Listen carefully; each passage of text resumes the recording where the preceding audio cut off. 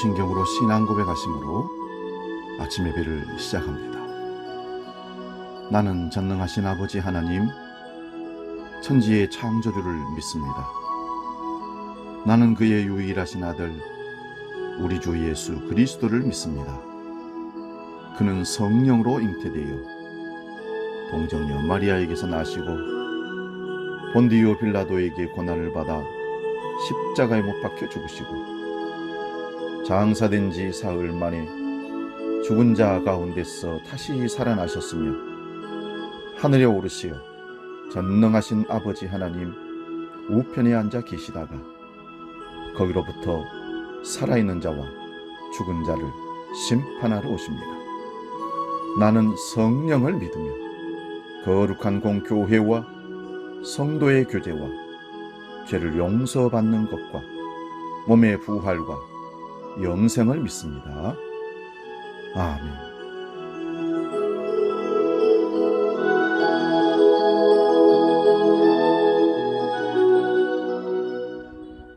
찬송가 595장 나 맡은 본분은 함께 찬송합니다.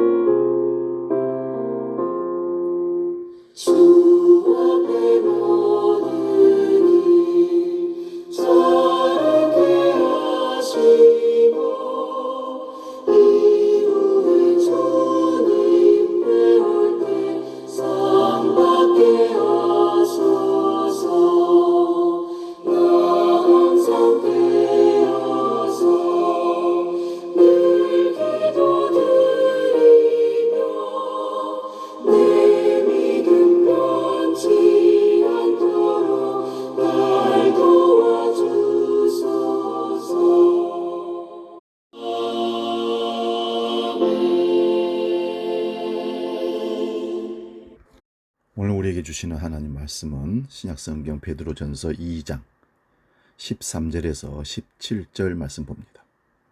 신약성경 379면에 있습니다. 베드로전서 2장 13절에서 17절 봉독할 때에 살아계신 주님의 음성을 들을 수 있기 바랍니다. 봉독합니다. 인간의 모든 제도를 주를 위하여 순종하되 혹은 위에 있는 왕이나 혹은 그가 악행하는 자를 징벌하고 선행하는 자를 포상하기 위하여 보낸 총독에게 하라. 곧 선행으로 어리석은 사람들의 무식한 말을 막으시는 것이라. 너희는 자유가 있으나 그 자유로 악을 가리는 데 쓰지 말고 오직 하나님의 종과 같이 하라. 무사람을 공경하며 형제를 사랑하며 하나님을 두려워하며 왕을 존대하라. 아멘. 오늘 봉독한 말씀으로 존중이라는 제목을 잡고 말씀을 상고하며 은혜를 나눕니다. 존중. 사람은 존중을 받을 때 행복하고 건강합니다. 에릭 번이라는 상담학자는 이런 말을 합니다. 모든 사람들은 존중받고자 하는 갈망을 가지고 태어난다. 그래서 사람들은 존중을 받아야 행복하고 건강하다고 느낀다.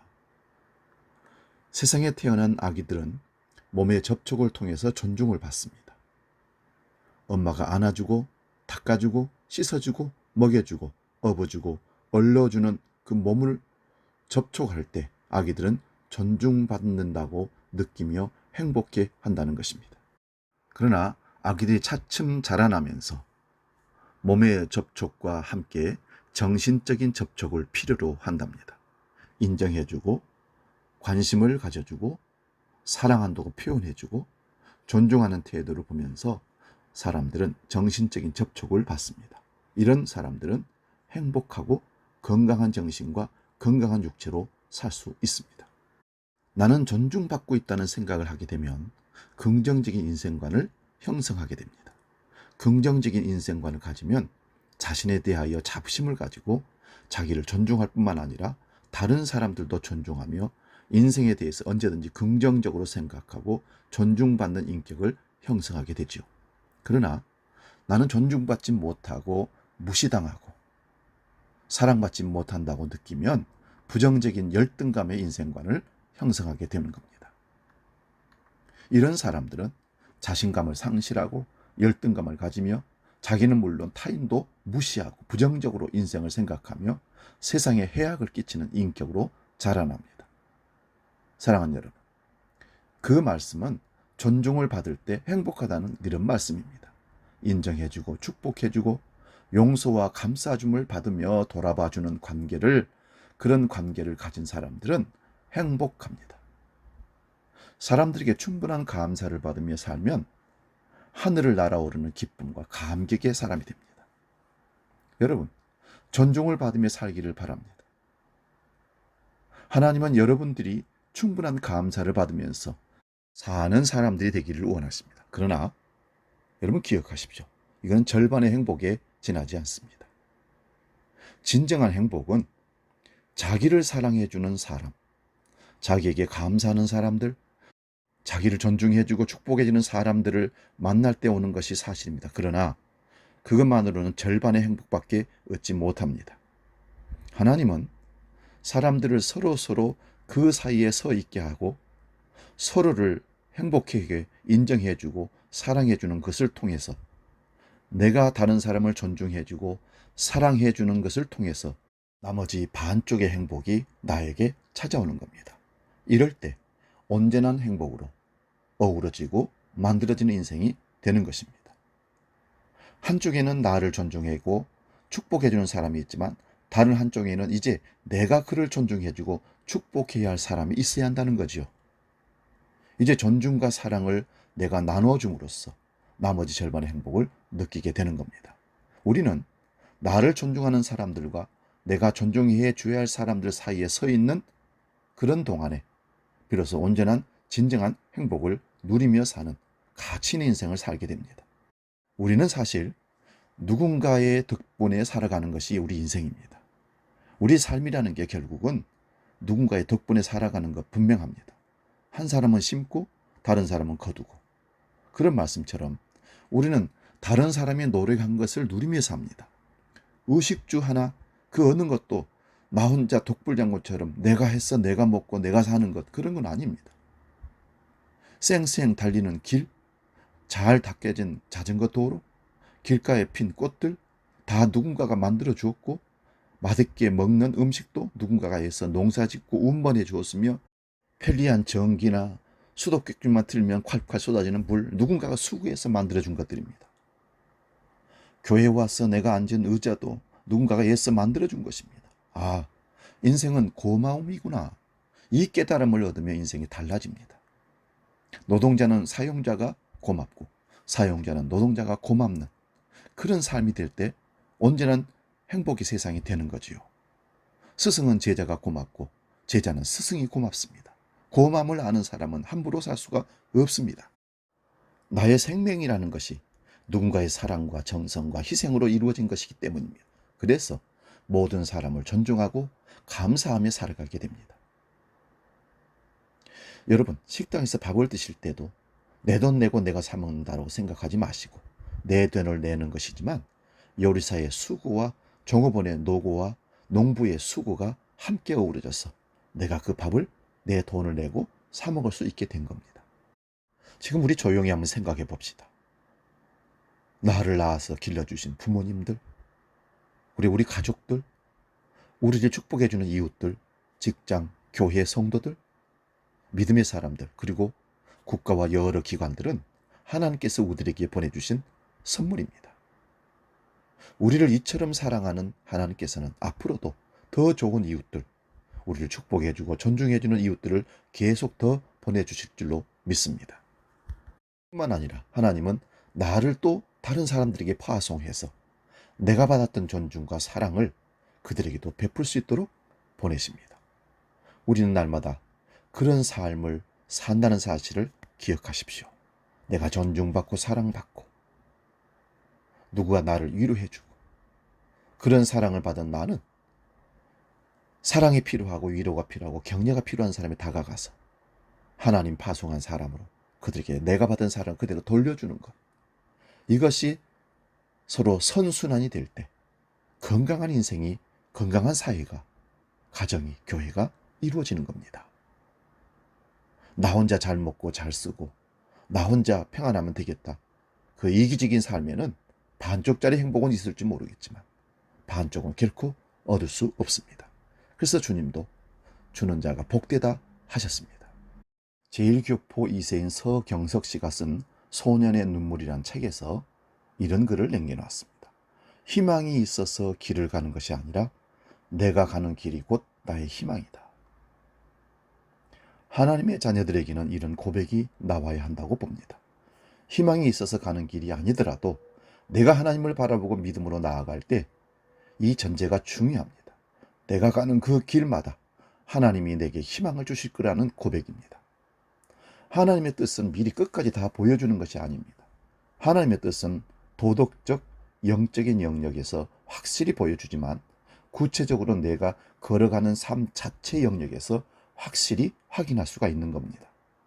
그래서 내가 도덕적, 영적인 영역에서 하나님의 뜻을 깨달았다면 무슨 사업을 하든 어떤 직장을 다니든 어디를 가서 무엇을 하든 실제 삶의 영역에서 하나님이 나를 사랑한다는 것은 내가 경험하고 발견해야 되는 겁니다.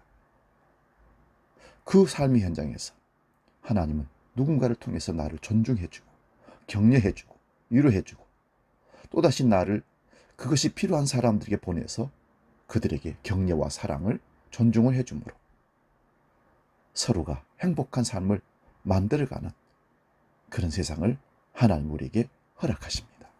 그럴 때 내가 동서남북 어떤 길을 가더라도 내가 가는 그 길이 희망의 길로 변화되게 될 줄로 믿습니다. 요셉이 그랬습니다. 그가 보디벨 집에 가니까 그 집이 복을 받았고 그게 감옥에 가니까 감옥에 있는 사람들이 복을 받았고 그가 총리가 되니까 애굽이 복을 받았습니다. 그가 어디를 가든지 그가 가는 길이 하나님의 희망이 이루어지는 길이 되었던 겁니다. 여러분, 복의 형태는 그릇일까요? 파이프일까요? 그동안 우리는 복을 담는 그릇에 관심이 많았습니다. 큰 그릇을 준비해야 큰 복을 받는다는 얘기도 많이 듣습니다. 그런데 성경을 읽으면서 하나님이 말씀하시는 축복의 형태가 여러분, 그릇이 아니라 파이프라는 사실을 발견했습니다. 창세기 12장 3절 말씀입니다. 너를 축복하는 자에게는 내가 복을 내리고 너를 저주하는 자에게는 내가 저주하리니 땅의 모든 족속이 너로 말미암아 복을 얻을 것이라 하신지라.